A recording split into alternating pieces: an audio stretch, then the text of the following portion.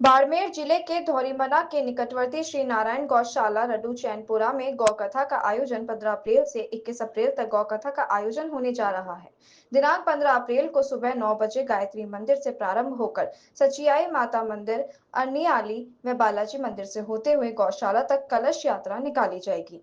प्रतिदिन दोपहर 12 बजे से 3 बजे तक पूज्य साध्वी आराधना गोपाल दीदी जी के मुखारविंद द्वारा गौकथा का वाचन किया जाएगा। नमस्कार मित्रों, आज हम आए श्री नारायण गौशाला रडू। हमारे साथ प्रोग्राम बेरड़ श्री नारायण गौशाला के अध्यक्ष हैं। हम इनसे प्रोग्राम से बात करने का प्रयास करेंगे कि 7 दिवसीय गौकथा का आयोजन रखा गया है, तो किस प्रकार है। हरिओम, जय गौ माता, जय गोपाल। सबसे पहले हमारे चैनल पर आपका स्वागत है। बहुत बहुत धन्यवाद, साधुवाद। हीराराम जी, आप हमारी गौशाला पधारे, आपका खूब खूब आभार। स्वागत है आपका गौशाला में। प्रोग्राम जी, आपका जो मानव जीवन में गौ सेवा का सौभाग्य मिला है, तो आप क्या कहोगे गौ भक्तों को? देखो, गौ सेवा करना हमारे कोई पूर्वजों का पुण्य रहा होगा। मुझे नहीं याद है कि मैंने ऐसा कोई कर्म किया जो मैं गौ सेवा कर सकूं, लेकिन कोई किसी जन्म का पुण्य रहा है या हमारे पूर्वजों का पुण्य रहा है, तो मुझे सौभाग्य मिला कि मैं गौ सेवा में सम्मिलित हुआ हूँ।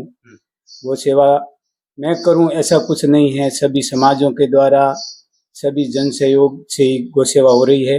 मुझे तो मात्र एक निमित्त भगवान ने बनाया है, तो जितना हो सके उतना प्रयास करता हूँ, बस यही बात। और 15 अप्रैल से जो गौशाला में गौकथा का आयोजन है वह किस प्रकार है?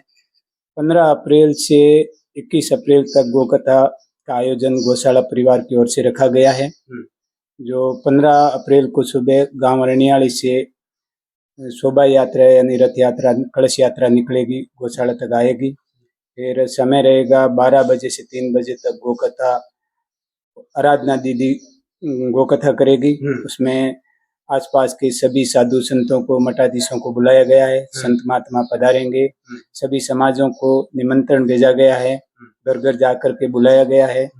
उद्देश्य गौ सेवा करने का है। और सभी से मैं अभी भी आपके चैनल के माध्यम से कहूँगा कि जिनके पास में हमारा निमंत्रण पहुँचा है वो भी पधारें, और नहीं पहुँचा है तो भी इस चैनल के माध्यम से सभी को निमंत्रण देना चाहता हूँ।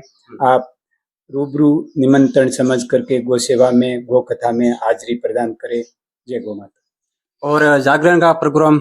जागरण 18 तारीख की शाम को पूर्णनाथ जी का अग्नि नृत्य और जागरण का प्रोग्राम है, और 20 अप्रैल को प्रकाश नाथ जी का जागरण प्रोग्राम है।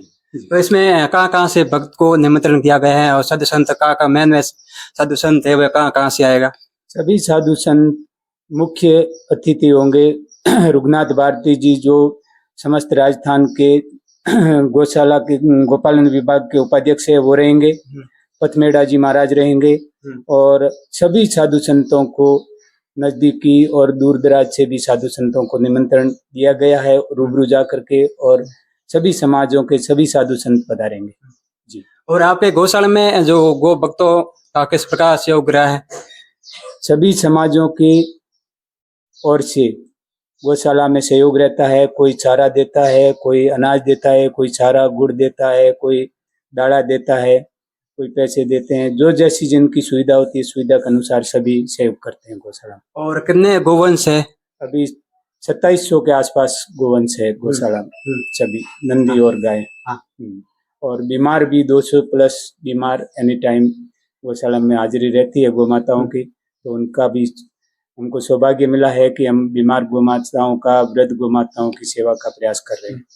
और अभी गौशाला में एक दवाखाने की जरूरत है, तो मैं आपके माध्यम से सभी समाज से मांग करना चाहूँगा कि हमारे यहाँ से पथमेड़ा बहुत दूर पड़ जाता है बीमार गोवंश के लिए। तो हो सके तो सभी समाज मिलकर चाहे तो यहाँ पर भी एक हॉस्पिटल अच्छा सा गौ माता के लिए बन जाए। तो सभी की जैसी राय हो, इच्छा हो, सहयोग करे तो हॉस्पिटल बनाने का विचार है। भक्त चाहे तो सब कुछ हो सके, सब कुछ हो सकता है। देखो, समाज के आगे कोई बार नहीं है, और थोड़े लोग मिलकर के चाहे तो होगा नहीं, बहुत सारे लोग चाहे तो क्या तकलीफ है, बना सकते हैं। बड़े से बड़ा काम राम मंदिर भी बन गया, इतना बड़ा अरबों खरबों रुपए का, तो यहाँ तो इतना तो कोई जरूरत है नहीं, और चाहे समाज तो बन सकता है। और गौ माता की सेवा है, हमारे हिंदू धर्म की बेड़ी है और सबकी इच्छा हो तो सब कुछ संभव है। तो ये श्री नारायण गौशाला जो रजिस्टर हो चुका है, तो इसमें सरकार की ओर से कुछ क्या? गौशाला में सरकार की ओर से अनुदान मिलता है। अभी वर्तमान में अपने पास में 2700 गोवंश है, लेकिन सरकार की कानून के अनुसार, नियमों के अनुसार जब गौशाला शुरू हुई उस समय जो संख्या थी उसके हिसाब से 10% के हिसाब से सालाना गोवंश बढ़ाया जाता है, तो अनुदान 1100 गायों का मिलता है।